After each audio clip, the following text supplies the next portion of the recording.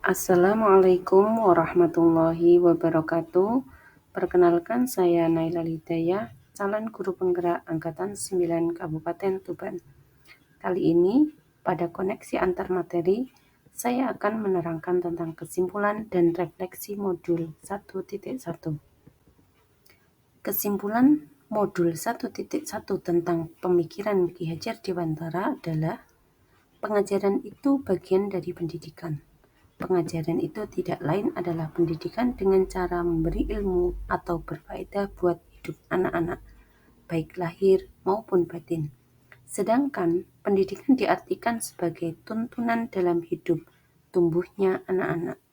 Maksud pendidikan yaitu menuntun segala kodrat yang ada pada anak-anak agar mereka dapat mencapai keselamatan dan kebahagiaan yang setinggi-tingginya, baik sebagai manusia maupun sebagai anggota masyarakat. Sebagai pendidik, harus mengutamakan pendidikan sesuai dengan kebutuhan peserta didik dengan metode dan media pembelajaran yang bervariatif, serta harus sesuai dengan pendidikan.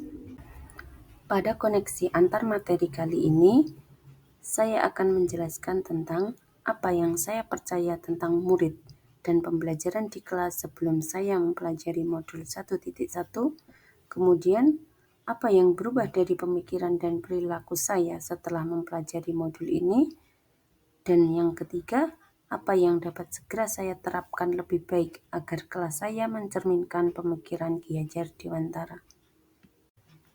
Sebelum mempelajari modul 1.1 ini, saya beranggapan bahwa murid adalah seorang yang belum mengenal materi sebelum saya menerangkannya. Kemudian, saya juga beranggapan bahwa pembelajaran hanya mentransfer ilmu saja. Guru mendominasi pembelajaran atau teacher center, pembelajaran terfokus pada ketercapaian materi dan KKM atau mengutamakan aspek kognitif anak.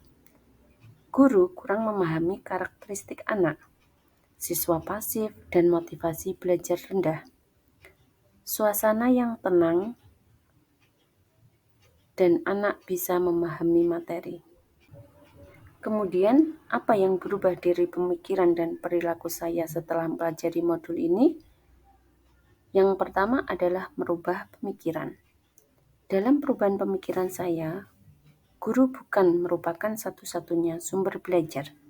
Pembelajaran berpusat pada anak atau student center. Kemudian, memahami karakteristik belajar setiap anak itu sangat penting, serta pembelajaran tidak hanya berfokus pada aspek kognitif saja, namun sosial, budaya, afektif, psikomotor, dan spiritual juga harus diutamakan. Kemudian, setelah mempelajari modul ini, juga merubah perilaku saya. Yang pertama, saya lebih mengemas pembelajaran secara menarik, agar motivasi belajar siswa semakin meningkat. Kemudian saya memberi kebebasan kepada anak-anak untuk menyelesaikan setiap tugas sesuai dengan minat, bakat, dan kreativitasnya masing-masing. Dan saya lebih cermat melihat bakat anak, menuntun sesuai kodrat, bukan menuntut. Yang terakhir, apa yang dapat segera saya terapkan lebih baik agar kelas saya mencerminkan pemikiran Ki Hajar Dewantara.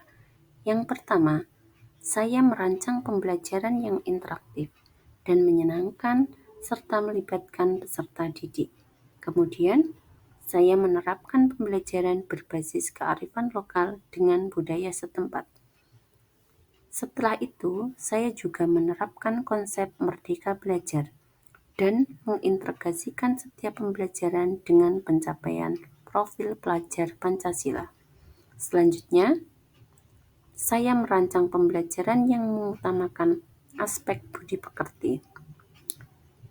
Serta saya juga menerapkan sistem AMONG atau pendidikan yang menuntun, bukan menuntut.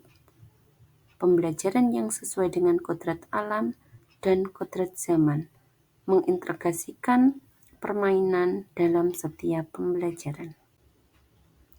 Demikian koneksi antar materi kali ini. Saya ucapkan terima kasih. Salam guru penggerak. Wassalamualaikum warahmatullahi wabarakatuh.